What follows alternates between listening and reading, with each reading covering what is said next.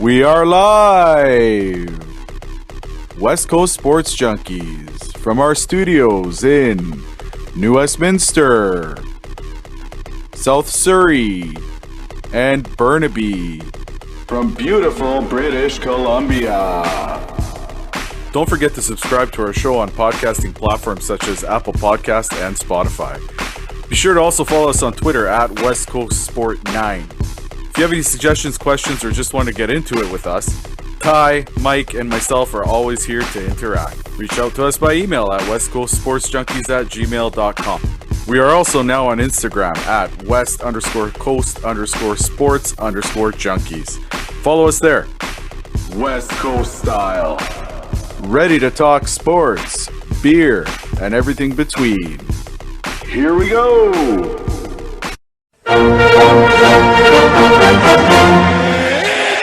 Time! They slayed the dragon! It's a wonderful day for an exorcism. Mario Mandzukic pounced, and England are hot! Touchdown Seahawks!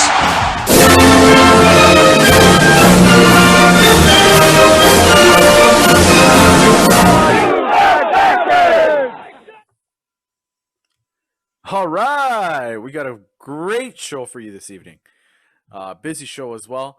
We're going to get into a lot, especially Michael Peter and his duck hooks and milking the putter and all that golfing slang that he was terrible at this week. We'll get into that a little bit later. We got the Canucks update. We've got NHL free agency. We've got the UFC eye poke, which I saw a photo of. Really, really awesome.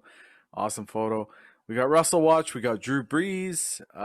We also have a little bit of the Joey Decord interview. Wow, what an excellent interview. We'll get into that. We'll get into all that. But before we do, drink introductions. Tonight's a very special night for me. Hold on, let me crack this beer. Oh, hold on. Oh yeah, there it is. Tonight I am drinking Karlovačko. It's Croatian beer. I got it as a gift yesterday. It's in a bottle. I'm not drinking green beer tonight, but it is in a green bottle. Happy St. Patrick's Day. Happy birthday to my wife, by the way. And shout out to Vess and Kimio who gave me this beer.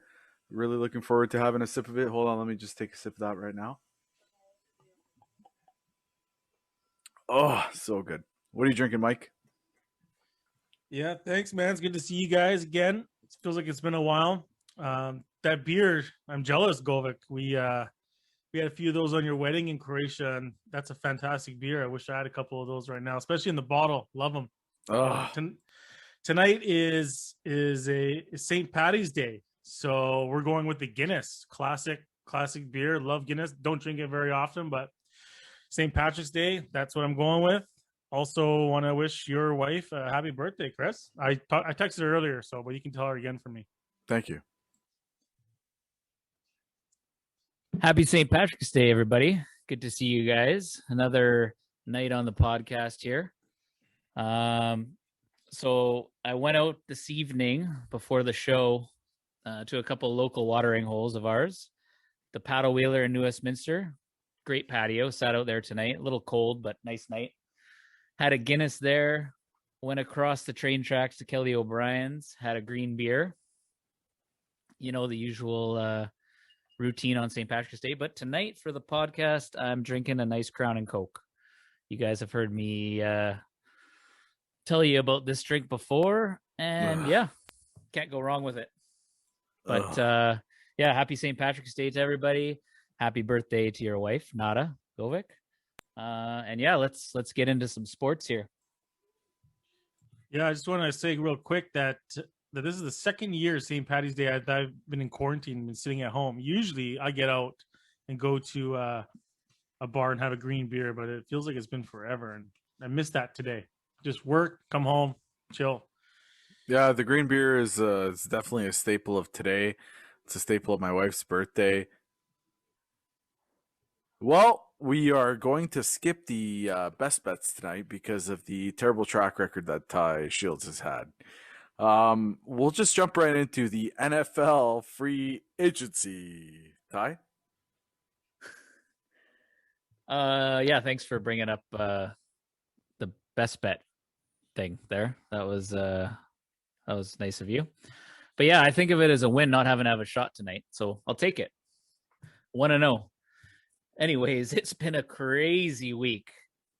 Week in NFL free agency. Well, let's start with our home team, the Seahawks here.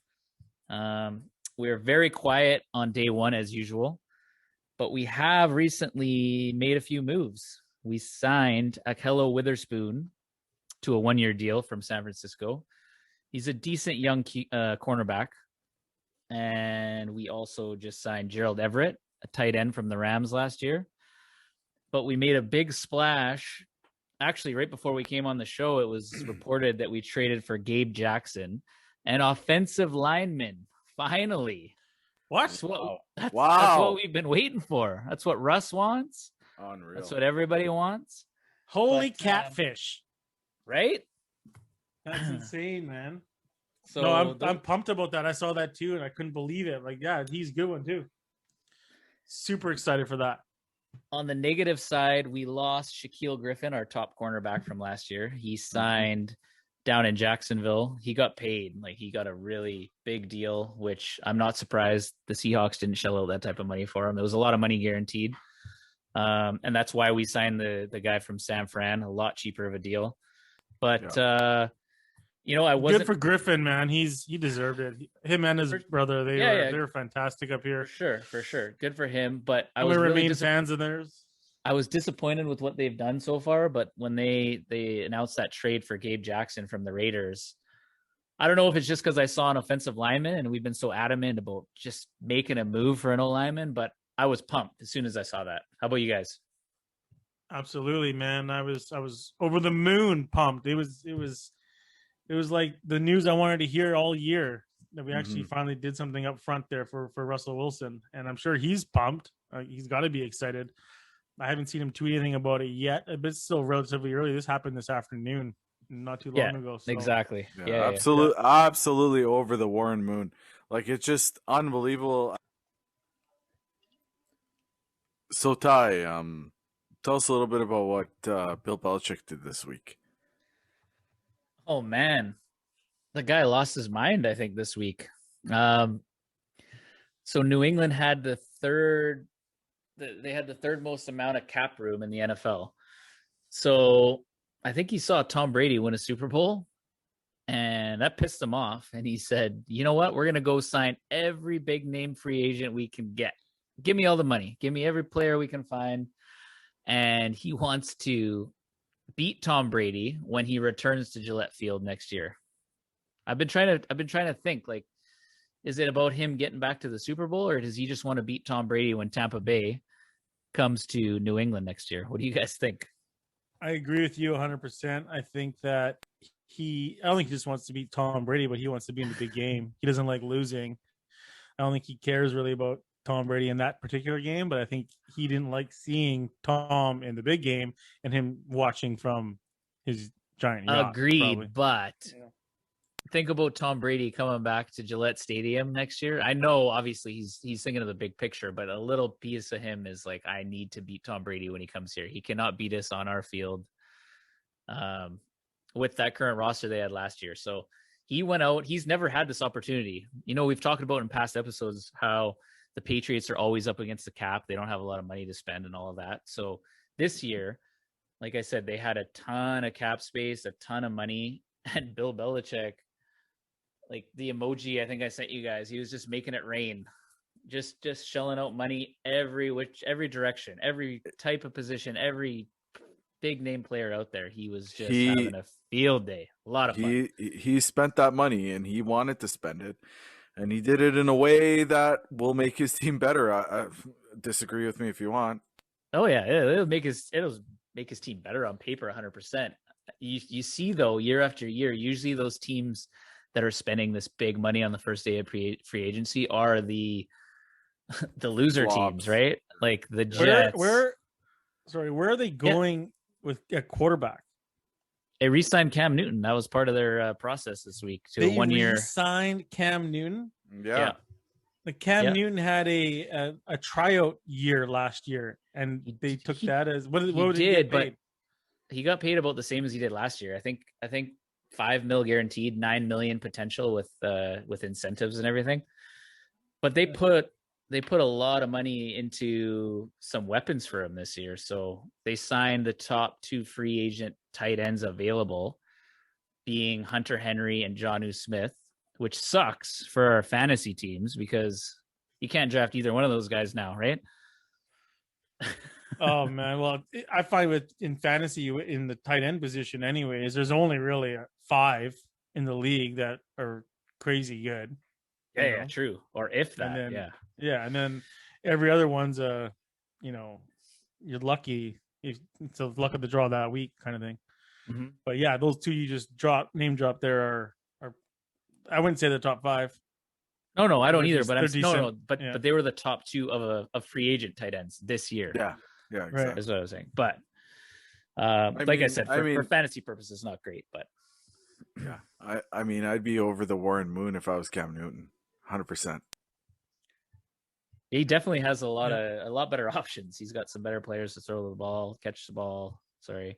But yeah, I can't believe it's very un-Bill Belichick like. They're normally the Seahawks. But it is a good move on his side, because when Cam Newton was in Carolina, his most favorite target was his tight end, I'd say, Greg Olsen. Yeah, I would agree. And so now they're giving him 2, right? Mm-hmm. Let's see what you can do. Maybe that was one thing Cam said. That's why he shit the bed last year, was he just didn't have that, the check down or whatever it is. Didn't have that tight end, yeah. Yeah, Mike, I don't know if you saw it, but did you see the running back they're targeting right now in free agency as well? The Patriots? This is the Patriots? Yeah. Chris Carson? Yeah. Yeah, he would fit in there. Your favorite guy, Mike. I'll just tell all our fans the reason I like Chris Carson, that he's a hard worker and he gets the job done. I didn't like how many times he would fumble and how frequent it was. Last year wasn't so bad, but previous years I couldn't believe it, how many times he would fumble the ball. Like, I know every back does it, but I don't know, I felt like it was excessive. Yeah. Yeah, but so one last thing on the Patriots. It's crazy. So 2 days ago, before all the signings they've done today, so after all their big signings that we talked about, they spent $52.8 million in guaranteed money. Okay. So the past 3 years combined, they spent $53 million total on guaranteed money. Like, that just shows you the different place they're at as a team. It's insane. Yeah, it's crazy. And they always had Brady, assuming that they gave him a bunch of guaranteed money, right? Yeah, and they've always had a good defense and a lot of money invested in that, and their O-line. As we know, Brady isn't that mobile, but yeah, it's been a crazy few days of free agency. The Seahawks usually aren't very active in the first phase, which is all the big money, as we've seen. They usually get into the second, third tier of free agents where you get a little more bang for your buck, I feel like. But one of the deals that made me the most happy today, or maybe it was yesterday, but I saw it was today, was it yesterday? Can't remember. Was Andy Dalton going to the Bears? Oh yeah, and not Russell Wilson. The Bears. Yeah. So he got paid too, man. He got 1 year, $10 million with $3 million of incentives. That's pretty good for him, I'd say. That's insane. Well, since you brought it up here, before we get into our NHL little recap with the Canucks here, why don't you get into the Russell watch, Mike, since you brought up Andy Dalton? Yeah, so the biggest thing that happened in the last week was the Bears were saying they're going to make a big attack at or go after Russell Wilson, and they went after him hard. They offered up, well, it's rumored that the Bears offered the Seattle Seahawks 3 first-round picks, a third-round pick, and 2 starters and the Oh. Seahawks declined. And I am happy that they declined that. I mean, I love Russell Wilson, as I'm sure all the fans do. Mm-hmm.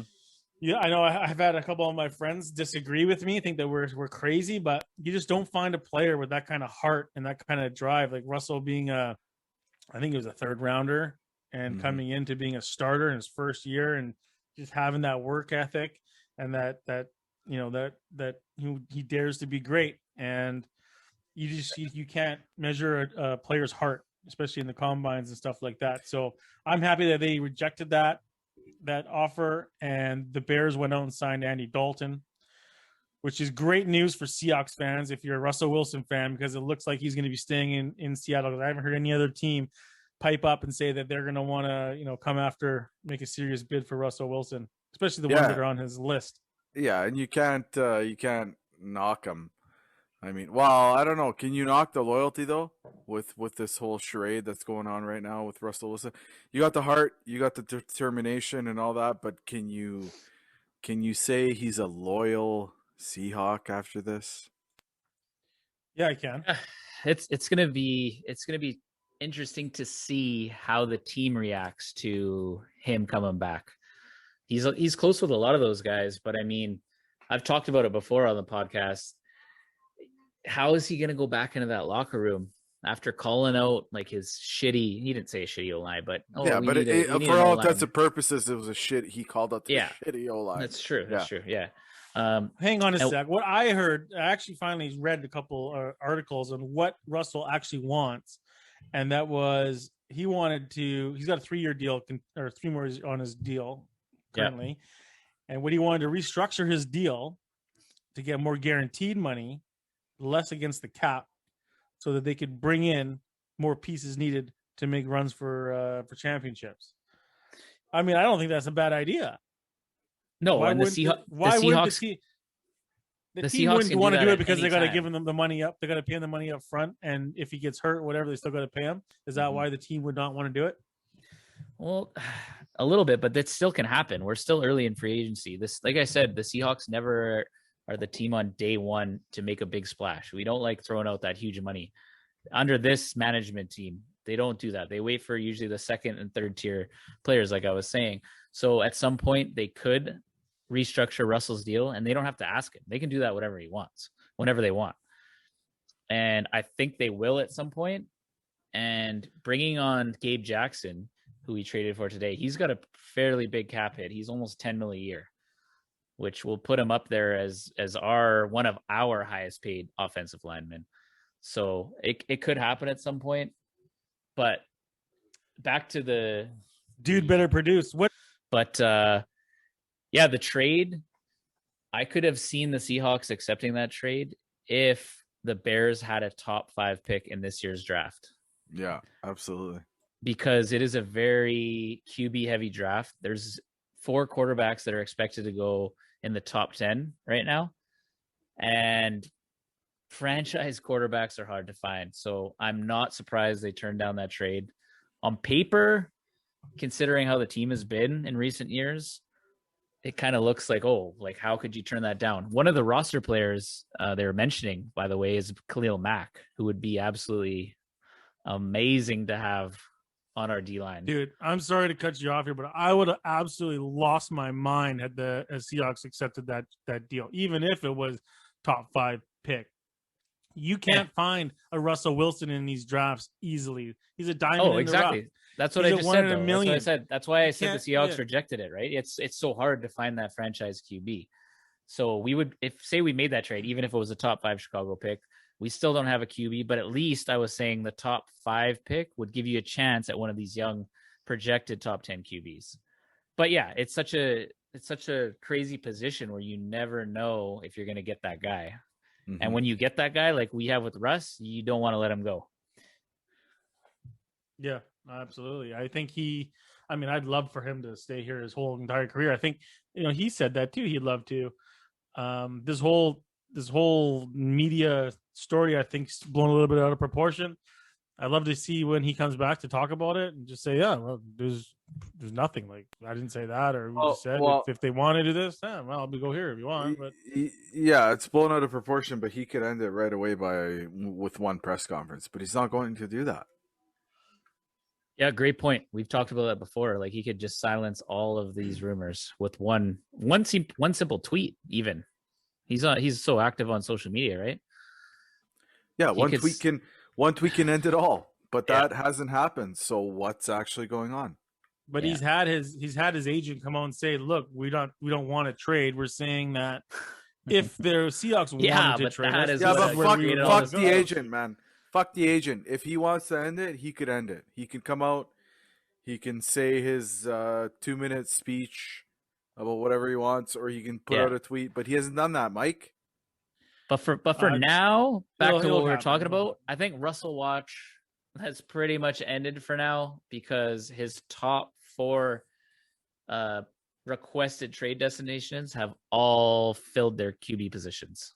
So doesn't look like that's going to be happening, and we can look forward to many more years with Russ as QB, or at Okay, least this year. Go from there. Here's what we'll do. All right, let's get into the Canucks update. Since the last time we talked, actually the last time we were on air, the Canucks were losers against the Canadians 5-1. It was a terrible game for the Canucks. A really awful game when it came to our home team. I mean, Montreal had a good game. Tip my hat to them. All the best to them. All that stuff. Following game was the 2-1 victory against the Oilers. I think it was a gritty victory. I think it was a hard fought victory. I think the Oilers, excuse me, were playing tough, but obviously we're the Canucks. Oilers, they suck. All that jazz. The final 2 games today was one of them. 2 games against Ottawa. I think the first game was an overtime victory. Miller scored a beautiful goal in overtime against Joey Dackard there. What a just a I mean, I love the overtime format now. You have a lot of forwards on the ice. The guy, you could tell he wasn't a defenseman. I can't remember who it was. Slipped and fell. Tried to check him with his stick. Miller on the breakaway shoots and scores. Awesome game. Tonight we had the Senators again. Real good. Höglander had some, I'm pretty high on the guy. I love the guy. He had a couple of good plays. The one assist for Horvat there, stripped the puck off the Ottawa player. I can't remember the name of the player. Almost borderline a penalty tripping call. It was crazy, but came in, made the play. Saucer pass to Horvat. Horvat put it in backdoor. It was just a great goal, great play. I'm really high on Höglander this year. I think his first year. I think he's going to be great. He just looks really good, really good. And Demko, I agree with you, Chris. His it seems like he's got that heart, that desire to want to be great. Mm-hmm. Almost a clumsy, it's going to take him a couple years. He'll get into it, but almost like a clumsy, enthusiastic play. I love it. I love seeing that. I love the heart. I love the, he doesn't give up, right? So really good performance by him. Demko's back. I think he's proving everybody wrong. Everybody that said, "Oh, bubble Demko, blah blah blah."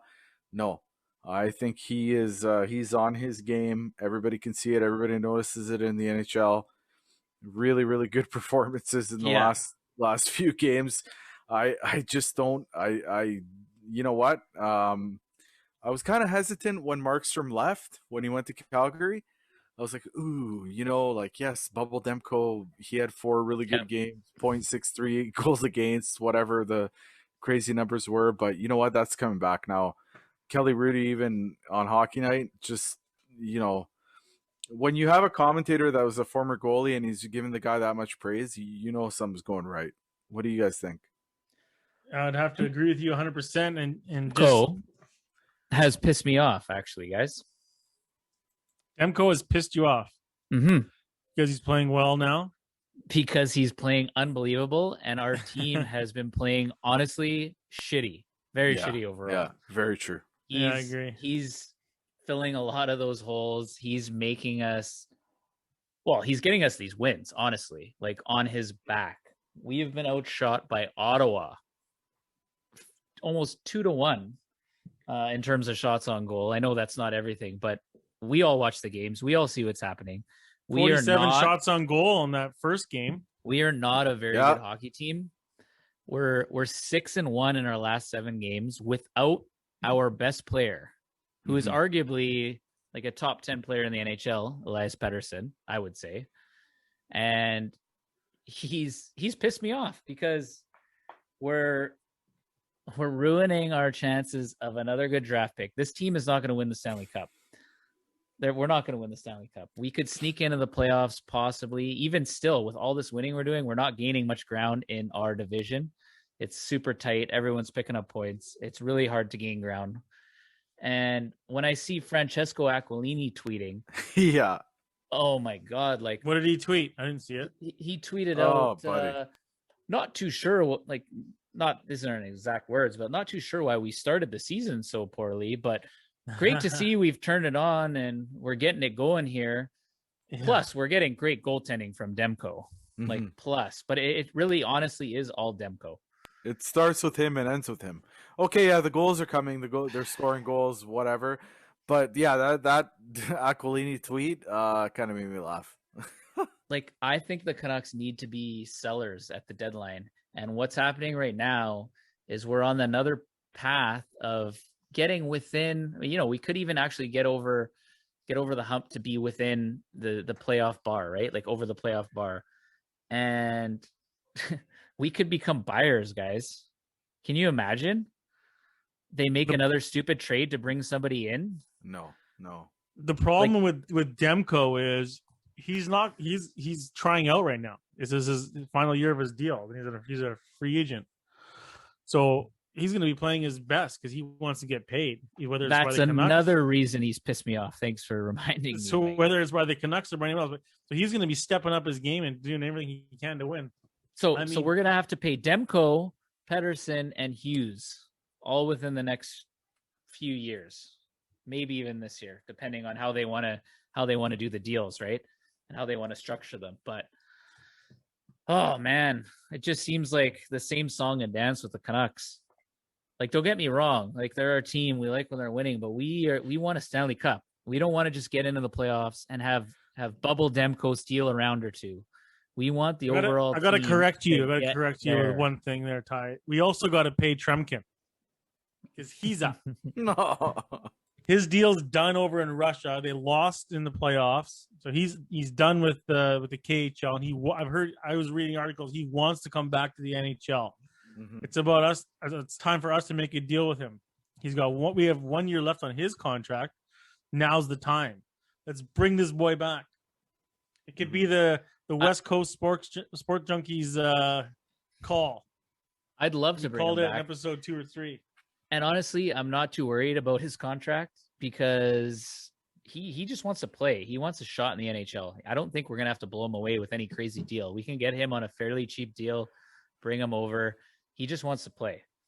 Agreed. So I don't think we have to worry too much in that sense, in terms of the cap and the contract and everything. But what we didn't talk about yet is we claimed Jimmy Vesey off waivers today from the Maple Leafs, which was an interesting. I didn't see that happening, but I honestly don't know a ton about him. I read up on him a little bit. He actually won I don't know what year it was. So it's the Hobie Baker Award. It's like the best hockey player in the NCAA. Yeah, didn't Adam Gaudette win that? Or he did, but the year that Jimmy Vesey won it, Thatcher Demko was a finalist, which I thought was a little interesting tidbit. Wow. He was in the running. Cool, yeah, cool. But he's honestly, like, what I've read, it sounds like a promising signing. He's still fairly young. Right now, he's a bottom 6 guy, but he has the potential to maybe get into the top 6. And Toronto's pretty loaded talent-wise, so he was kind of expendable there. I honestly don't think they thought he would be claimed. They're just trying to send him down. And here comes the Canucks. Here comes betting. Scoop that shit up, right? Maybe give him a 4x4 with the no trade. Yeah. Okay, so great content about the Canucks. So we're gonna grab a drink here, and we're gonna get into the UFC and PGA updates. Holy DeChambeau and his duck hooks, eh?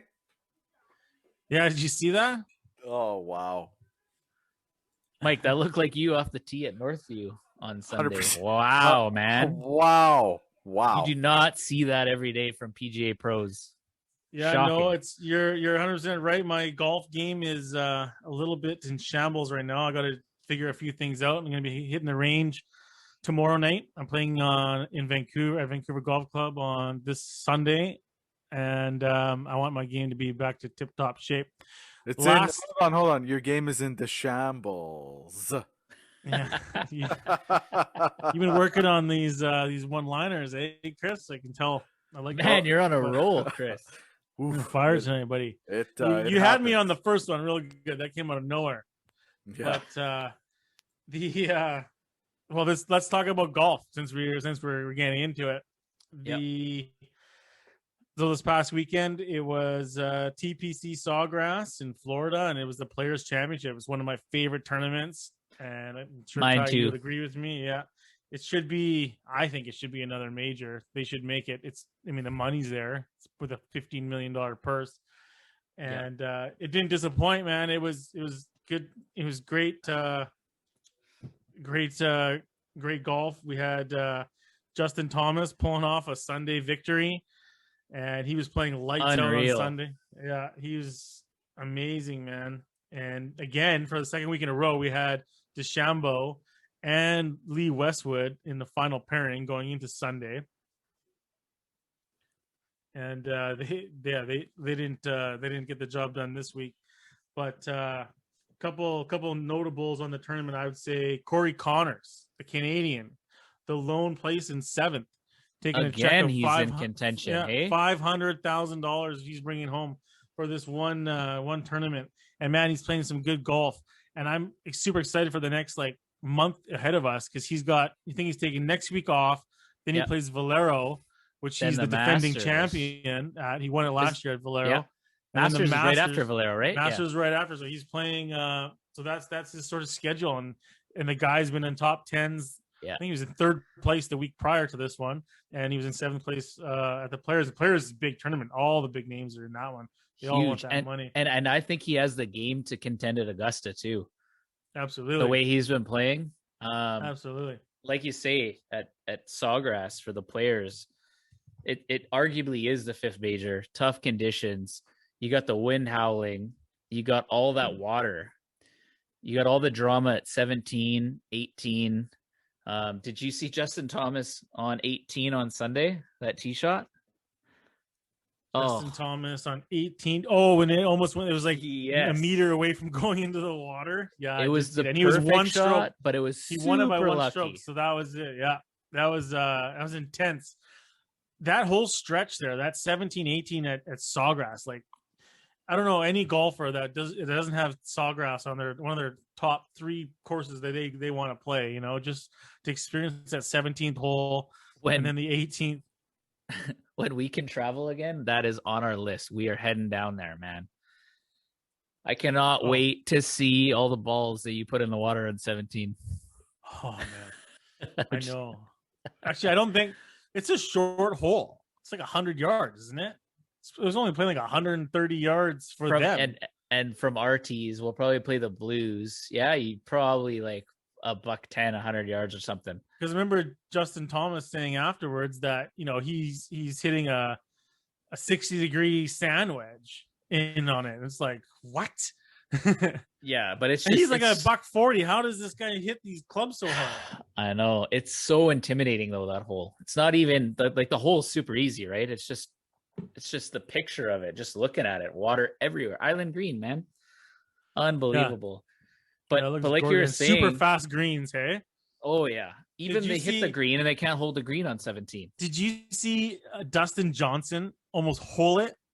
Like Oh, the ball came in and boom, right in the hole, and it or hit the pin and ricocheted right into the water. that Like, is what not luck is that? that is not Ty Luck. And that was the end of his tournament, right there. was, But yeah. man, You couldn't hit a better shot. It was legit. It landed maybe 2 feet above the hole, hit the pin, bounced back into the water. Like that's just the worst luck you can ask for in golf. yeah, and you don't even get like a lick of emotion out of Dustin Johnson. Hey, he No, just kind of nothing. like looked at his caddy. He's like, oh well, re-tee. Yeah. You That's one of the things that makes him so great though, is just I know he didn't bounce back, he didn't win the tournament or even really contend, but nothing phases him, which comes in handy in those pressure moments when you do something stupid. He's always cool as a cucumber, but it's one thing that I don't like about him. Like that's one thing you love about Tiger. That's one thing you like about DeChambeau is like when they sink a big putt, like they're going nuts. They're like fist pumping, high even fiving, a lot of these chest guys. pumping. JT, they do. But look at Spieth when he screws up, man. He chews himself out. yeah, but you don't get that from Dustin Johnson. Nothing. Dustin Johnson's just whatever. Oh, Just another like- 2-stroke penalty. Okay, well, didn't Rolls see the off bunker. his shoulders like nothing. Didn't see the bunker there. It's like nothing happened. But yeah, man, that was a great tournament. And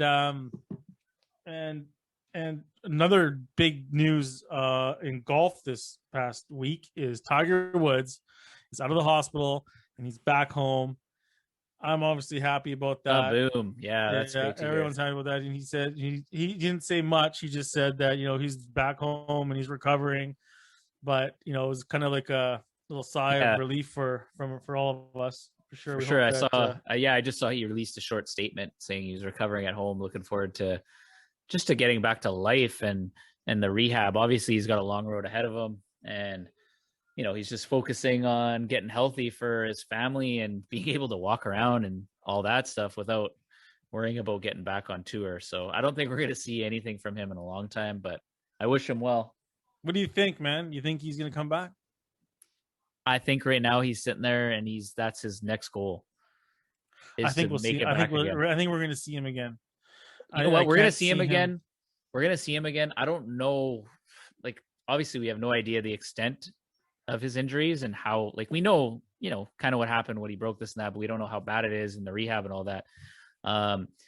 So I think we'll definitely see him in, say, like the Masters down the road and stuff. I don't know if we're going to be able to see him, in the usual tournaments he would play, not week to week, but of a calendar golf season. We just don't know. It's way too early to say. You just did to me?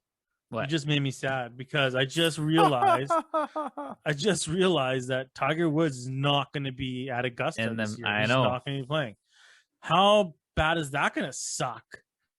To not not even have that. Oh man. Do you think he'll be? Do you think he'll show up there? No, hold on. No, I don't think he will. Hold on. You know what he might do? No, hold Right?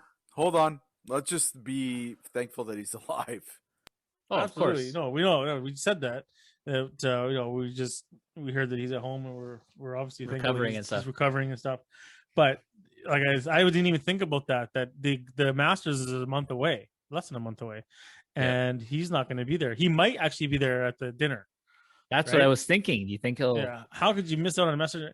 If I was a Masters champion and I'm like in a hospital bed, I'd be like, wheel me over to Augusta because, well, it depends what we're having, I guess. Oh man. Quick side note here. What do you think Dustin Johnson's going to have on his menu? Steak, ribeye, big ribeye. For those of you who don't know, Dustin Johnson won the Masters this past November, which was a weird date for the Masters because of COVID. It was pushed back. But anyways, the winner of the Masters hosts a champions dinner for the next tournament, and he gets to set the menu, to pick the wine, pick the meals, the dessert. So you guys think steak, hey? Actually, you know what? Iceberg. He's from South Carolina. Yeah. Maybe He lives in Florida though. Maybe we're gonna have crawfish. Crawfish, exactly, yeah.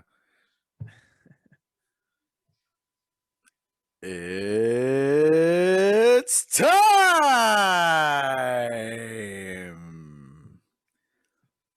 What do we got, Mike, for UFC, buddy? Yeah, this past weekend we had UFC Fight Night go down in Las Vegas, Nevada. It was a free card. You could see it on I think it was on Sportsnet or TSN. Yep. We had Leon Edwards, the main event. Leon Edwards versus Belal Muhammad, and Leon Edwards, he took a year off, came back, took a year off to get healthy. He was a little bit injured and stuff like that with COVID, whatever. He looked phenomenal. Like, this guy looked like a GSP to me. He was quick. He looked in great shape. He was agile. He was athletic. He was beating up on Belal Muhammad, like, on all facets of the game. And then, unlucky, Muhammad took a nasty eye poke, and I've never seen an eye poke like this before. He poked him in the eye, and it went right in. We got a photo of it. We got to post that photo on our social media. It went right into his eyeball and ripped through the bottom of his eyelid. And then the fight, while he was walking around the ring, it looked like the inside of his eye was just pussing out. It was so gross. Mike. It hurts. It hurts just thinking about it. You talking about it because you sent the picture. See it? I missed the fight, but you sent it to Chris and I, and oh man, that's got to be the worst eye poke I've ever seen in the UFC. It was brutal, man. And I felt bad for Leon Edwards because he was absolutely winning that fight and deserves to win that fight. He deserves to be a top contender, and I think he's gonna be. He's got to have to go back and rerun this fight again. But it was deemed a no contest because of the eye poke. But man, it was one of the nastiest things I'd ever seen in the ring for sure. But yeah, we also had another back-to-back weeks of a no contest due to an illegal knee. This fight was with Eric Anders versus Darren Stewart, and Eric Anders, again, he had dropped him with a punch. He was beating him up, ground and pounding. Darren Stewart was getting up. And like, he had this fight in the bag, and it was in the third round. Maybe that was the first round. It was in the first round. It was in the first round, and that's one of the reasons they called it a no contest. Yeah, closing seconds of the first round, like 30 seconds left or whatever, and the guy was getting up. And I see all these things on social media saying, "Oh, Darren Stewart baited him in for the illegal knee." No way, man. That guy was just trying to get up, and he was just trying to stay, survive. But Mike, do you think they need to do, like, I know it's hard. That's why it's a bang bang kind of, well, not play, but bang bang move, right? Like, what can they do to stop this from happening? Like, it's such a, like, I feel like you're saying, like social media was saying, is baiting them into it, because you can legit put yourself down and try to bait the guy into an illegal knee. What are they going to do to stop that? I feel like they need to change the rule, or maybe even bring in replay for situations like that, like to see if it's accidental or not. Yeah, or how close it is. See, that's the problem with this sport. It being a new sport, to be like before. If you go back 20 years, that was UFC allowed. Was around. You could eye poke, you could eye gouge, you could pull hair if you wanted to. But for it to be recognized by the athletic commission, right? The Nevada Gaming, whatever. Exactly. Yeah. Or whatever. It had to have. It had to have rules. And one of the rules that was agreed upon with everyone was you cannot knee an opponent or kick him. You can't kick them in the head either when they're on the ground. No, exactly. Yeah. And I mean, I agree with that rule, because if they're hurt and they're on the ground and you drop a knee on someone, if they're totally fine, you're gonna knock them out, right? If they're already like half knocked out and you drop a knee on them, it's no. I mean, unfortunately, he didn't really connect too hard, I don't think, with that knee, but it still was enough for Herb Dean to step in there and saw it. So, and he stopped the fight right there. Yeah, don't get me wrong. I totally agree with the rule. I'm just saying, I've seen a lot of fights. We've been at some fights where you'll see it's like a cat and mouse game, right? With the guy putting his hand down or putting his knee down, up and down, depending where the position he's in, right? If he's in a vulnerable position, where it's almost used as a strategy for not getting those blows. Yeah, that's true. It's not very common though. And it's not very common that there's no contest due to the illegal knees. It's really rare that we're talking about it 2 weeks in a row here. True. Right? I think that it's more on the fighter that's throwing the knee. It's on them. They have to be be responsible aware with what of they're their throwing. surroundings and what's going on, and they got to know that that guy's down. If it's controversial, if it's close, don't throw that knee, right? You throw an Yeah. elbow, you can throw a punch, you can Good point. you could kick his thigh, you could throw the knee to the thigh, you can't throw the knee to the head. Yeah, but when you're in the moment, it's kind of, But yeah, it's a fight. It's a fight, so it happens, right? Shit happens. You're in a fight, and Yeah, that's what I was saying. So know. what do you think of because I've actually heard about it talked about. I mean, you're not going to use this for every type of UFC, submission or anything, but just what do you think about replay for certain illegal knees like that where you can determine whether it was accidental or not, or so we don't get a stoppage of a really good fight, for example? Do you think that's something they could bring in? I would like to see. I think it will come in. I think just replay and all sports at that level is going to come in, and I think you'll see it more. I mean, yeah, I guess for illegal shots, I would hate to have to see if like the other corner throwing flags in to like challenge. Yeah. Not even a challenge, because you know that's going to happen. Just like the ref knows, right? So the ref can say, okay, this is a 2-minute review. Yeah, we'll get our buddies. I've seen guys get eye poked before, and the ref didn't see it, and they can have to fight like that. Yeah, they have to continue to fight, right? So that'd be a good thing to get the replay on. But yeah, it kind of is a slippery slope. Talking about any sport when you bring in replay, you got to pick and choose, right? You can't just have a general thing because you'll just be delaying the events. Fighters will be recovering when they shouldn't be for challenges and stuff. But I don't know. I think it's something I'm sure they've talked about. And I my personal opinion is I think it would be cool if they brought it in. It'd be better for the sport. Well, VAR fucked me for Croatia for World Cup. Just an FYI. Yeah, so depending on what side of what team or what fighter you're cheering for, it can go. Obviously, it could be a good thing or it can be a terrible thing, right? Yeah, it's 50-50. I would like to see, I know it never happened, but in a world where we have the refs out there, right? And their job is to manage the game and to have that more human element, even football and hockey and soccer and even fighting, to have them responsible for it, not whatever they saw. That's it. The ref's word is that's it. You don't get the challenge to play because the ref didn't see it, because that happens. How many times I've played hockey and the ref didn't see, me get, or, something happened to me that I thought should have been a penalty. He didn't see it. Also think, there's just way too many events nowadays.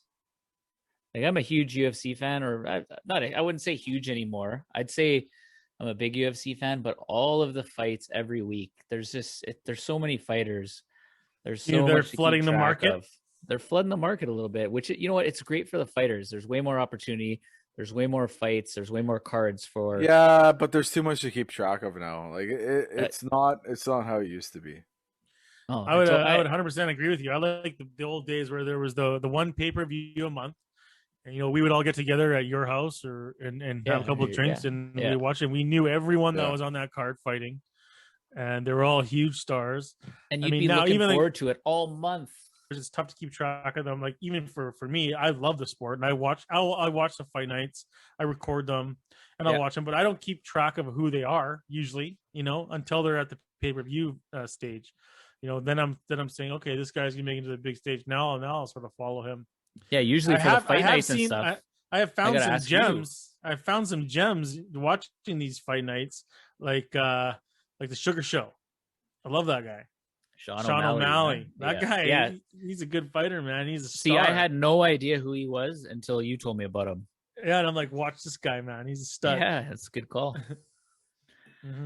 But yeah, I do think, man, like those big UFCs, just they're so fun. You had the whole month. You had all the pre-fight shows, all the build up to it.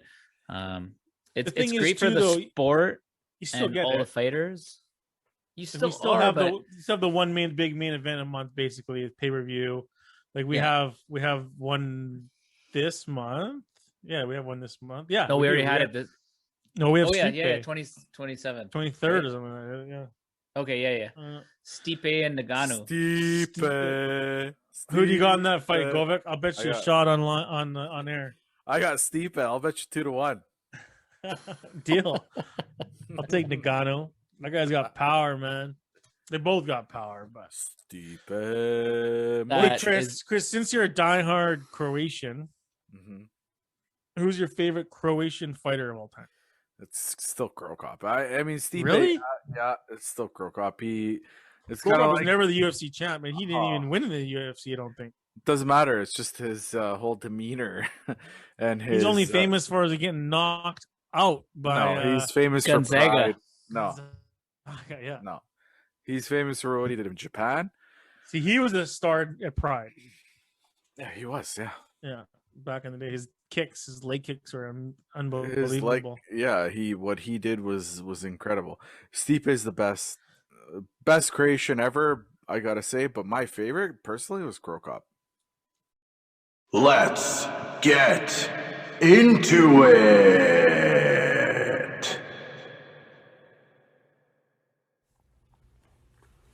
Welcome to the Dirty Talk with Dan Nandez, a new segment on the West Coast Sports Junkies podcast, where we will be taking 10 minutes each week to get down and dirty with the hottest topics happening in sports. Whether it's on the field, on the ice, in strip clubs or hotel lobbies, free agency or trade deadline, breaking news and crazy rumors. 2-minute drill, 2-minute warning, 2-minute power play, call it what you want. 2 minutes of the realest talk and just laying it on the line. Let's get down and dirty, people. Let's start with our first topic this week, Breeze retiring. Not a huge shocker. After signing a few 1 or 2 year deals, it wasn't a surprise. Add a few injuries, some major disappointment in the playoffs. After solid regular seasons, one can only go through such heartache and keep coming back stronger. Eventually, you have to know when to hold them. Woo! Know when to fold them. Woo! Know when to walk away and when to run. Breeze be counting his fortune while sulking at the table, counting all the rings on his hand. He should have won. Breeze wasted the twilight of his career with the Saints. Sean Payton, the GMs, the owners screwed Breeze.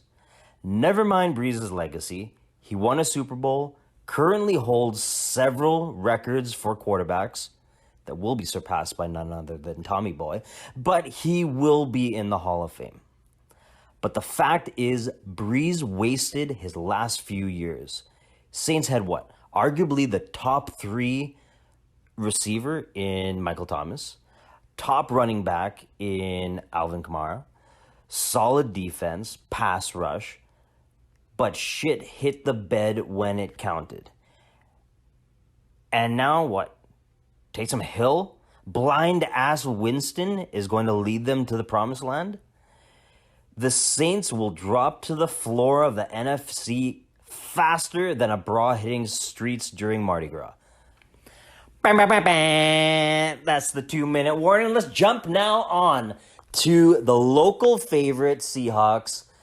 Hustle like Russell. Looks like he's still going to be running in Seattle. But all that talk, I mean, the Bears, oh my God, let's not even just... Poor Bears. Like, you know, they finally decide to drop whatever type of plan they had with Trubisky. You know, number 2 pick. You know, know when you've made a bad investment and count your losses. Aviva Dirch. But then you signed Andy Dalton. Like, those poor Bear fans. Anyways, I mean, the word on the street is that they were offering 3 first-round draft picks for Wilson? Like, what is Seattle thinking? Now, I know it is difficult in this day and age to find a franchise quarterback. 100%. I mean, Russ is arguably a franchise quarterback. He's delivered on a Super Bowl. He brought the city their first Super Bowl. Now he thinks he's the owner, the GM, and the coach. He's wanting to sign all sorts of, his protection. I guarantee he's going to start having issues. I mean, he's obviously, the trade rumors came from somewhere. Pete Carroll, he should be chewing Hubba Bubba in an old age home because the guy clearly, I don't know what he's thinking. But I do not see anything good happening in Seattle. I don't believe Russ will sign a long-term extension. They're probably going to lose him for nothing once his contract is up. And Seattle will be in the rebuild for years to come. And you know what? It's a shame. I really think that at some point, yes, franchise quarterbacks, they're hard to come by, but at some point, you gotta strike when the iron's hot. Know when your rookies are coming up for mega deals. Like, there's a lot of other key players on the Seahawks that are gonna need to get paid. And you can sure throw money at Russ. They did. And now he's complaining about the holes that they can't fill because they're paying him. So, I don't know. That's just me. That's the talk. That's the dirty. Hope you guys enjoyed the start of this segment. We'll be coming up with some new hot topics. I'm sure the NFL is going to give us something to chat about next week. I mean, Deshaun Watson's already getting some tugs in the massage parlors, so can't wait until we chat about that. A little preview for next week. Have a great week, everyone. Stay dirty. Yeah, Dan, those are some fighting words you got there for the Seahawks, but we'll have to discuss that at a later date. We are obviously wishing Drew Brees farewell, and we wish him all the best in the future. All the best. If you guys would like to reach out to Dan Fernandez and talk a little dirty, he is on Instagram, and his Instagram sign is at Dan Nandez 21. Yeah, good stuff, Dan. Looking forward to your segment next week. We thank you guys for listening to another episode of the West Coast Sports Junkies, and happy St. Patrick's Day. Have a good night. We'll see you next week. Yeah, happy birthday, baby. Happy St. Patty, boys. Have a good one.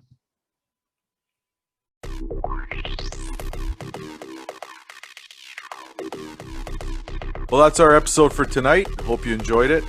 If you liked it, follow us, give us a rating, like us. Be sure to also follow us on Twitter at West Coast Sport 9. Don't forget to subscribe to our show on podcasting platforms such as Apple Podcasts and Spotify. Reach out to us by email at westcoastsportsjunkies@gmail.com. We are also now on Instagram at west_coast_sports_junkies. Follow us there.